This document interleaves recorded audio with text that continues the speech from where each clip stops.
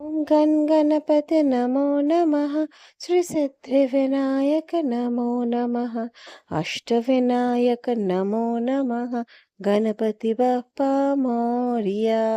Hello friends, আজ আমি চলে এসেছি কলকাতা সিদ্ধিবিনায়ক টেম্পলে। Welcome to episode 2 of temple series nearby places in Kolkata. হ্যাঁ, এইখানে আসতে গেলে মেট্রোটা সবথেকে ইজিয়েস্ট ওয়ে। মহাত্মা গান্ধী রোডের গেট নাম্বার 2 দিয়ে যখন তোমরা নেবে আরেকটু সোজা এগোলেই দেখবে মার্বেল প্যালেসের একটা বোর্ড রয়েছে। সেই বোর্ডটার যে গলিটা, সেই গলিটা দিয়ে সোজা গেলেই তোমরা পেয়ে যাবে সিদ্ধিবিনায়ক আর রাম মন্দির। বড়বাজারের যে ফেমাস রাম মন্দির আছে, তো সেটা ঠিক অপোজিট রাস্তাটাই মুক্তবারাম বাবু স্ট্রিট। সেখান থেকে 2 মিনিট হাঁটলেই তোমরা বিশাল বড় এই সাদা বিল্ডিংটা দেখবে। ফার্স্টে যেটা আসছে মার্বেল প্যালেসের ঠিক আগেই, সেটাই হলো সিদ্ধিবিনায়ক টেম্পল। টেম্পলের টাইমিং হচ্ছে 4টে থেকে খোলা থাকে বিকেলবেলায়, আর সকালবেলায় 12টা অবধি খোলা থাকে। বুধবার দিন অলওয়েজ খোলা, কারণ বুধবার দিন যেহেতু সিদ্ধিবিনায়কেরই দিন, সেই জন্য। মন্দিরের মধ্যে ঢুকতেই একটা বিশাল বড় লন পার্কিং জোন যেটাকে বলে, আর তার ঠিক সামনেই একটা বিশাল আকারে বড় বড় পিলারওয়ালা বিল্ডিং। এটা মন্দির বলে ঠিক প্রথমে বোঝা যাবে না, মনে হবে এটা প্যালেসের থেকে কিছু কম অংশে এটা সুন্দর নয়। এবং সেটারই সাইড দিয়ে একটা রাস্তা রয়েছে, সেই সরু রাস্তা দিয়ে ঢুকে গেলেই পাওয়া যাবে মন্দির এবং সিদ্ধিবিনায়কের মূর্তি। ঠাকুরের মূর্তি এখানে ভীষণ সুন্দর, ছোট্ট লাল রঙের। এবং সেই মূর্তিটি আমরা যখন গেছিলাম মকর সংক্রান্তির সময় ছিল বলে খুব সুন্দর করে ফুল দিয়ে সাজানো হয়েছিল।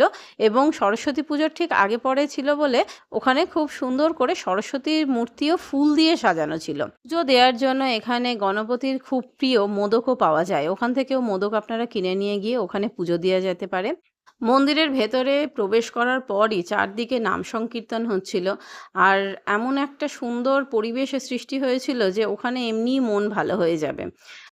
সেদিন মন্দিরের মধ্যে বেশ ভালোই ভিড় ছিল, কারণ সময়টাই বললাম যে সরস্বতী পুজোর আগে পরে ছিল এবং ওখানে নাম সংকীর্তনও হচ্ছিল। মনটা ঢুকেই খুব প্রসন্ন হয়ে গেল। তারপর পুজো দেওয়ার পরে ওখানে দর্শন করার পর মন্দিরটি ভালো করে প্রদক্ষিণ করে আমরা খানিকক্ষণ বসলাম।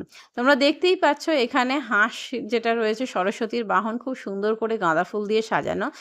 তার ব্যাক সাইডে রয়েছে গণপতির মূর্তি।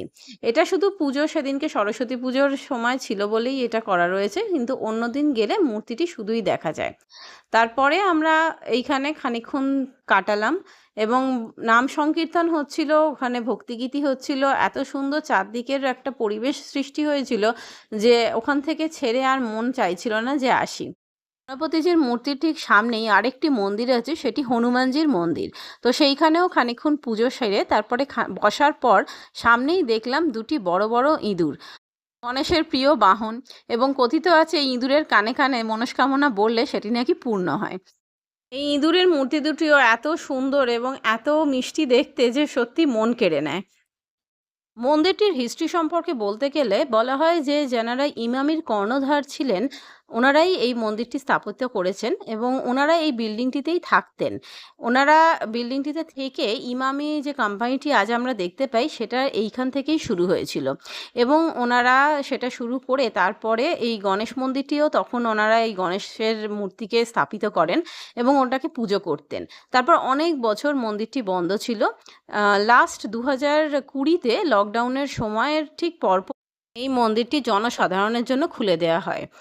সত্যি এত সুন্দর অপূর্ব এই মন্দির, এবং এখানে রোজই ভোগ দেয়া হয়। ভোগটিও ভীষণ অপূর্ব সুস্বাদু খেতে। আমরা খানিকক্ষণ বসে ওখানে ভোগ খেয়ে তারপরে সন্ধ্যা আরতি দেখে ফিরে এলাম। সত্যি মন চায় না, কিন্তু হ্যাঁ, কলকাতার এত কাছে এত সুন্দর একটা ছোট্ট মন্দির আছে, সেইখানে গেলে মন ভালো হয়ে যায়। তোমরাও ঘুরে আসতে পারো কোনো এক উইকেন্ডে, একদম কাছে, মেট্রো ধরে গেলে তো খুবই তাড়াতাড়ি হয়ে যাবে। এবং এখানে দর্শন করে আসতে পারো সিদ্ধিবিনায়ককে।